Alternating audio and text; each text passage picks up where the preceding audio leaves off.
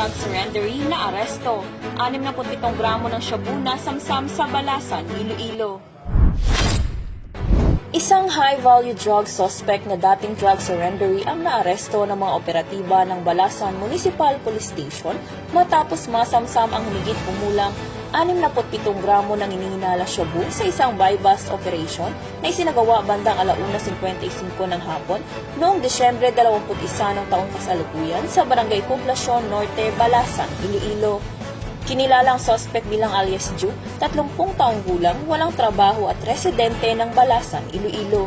Siya ay tinuturing na high-value individual at naaresto matapos ang halos 2 buwang masusing intelligence gathering at surveillance ng Balasan Municipal Police Station kaugnay sa umunay patuloy na pagkakasangkot sa iligal na droga.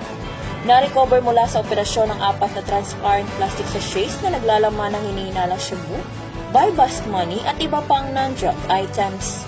Pinuri ni Police Brigadier General Josefino D. Ligan, ang Regional Director ng Police Regional Office 6 ang mga operatiba ng Balasan Municipal Police Station sa matagumpay na operasyon.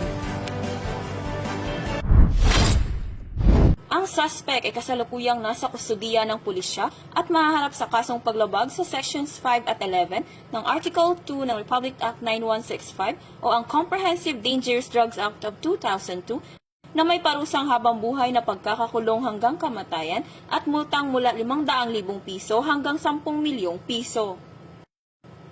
Police Regional Office 6. Kasaligan, kaamin at kaagapan.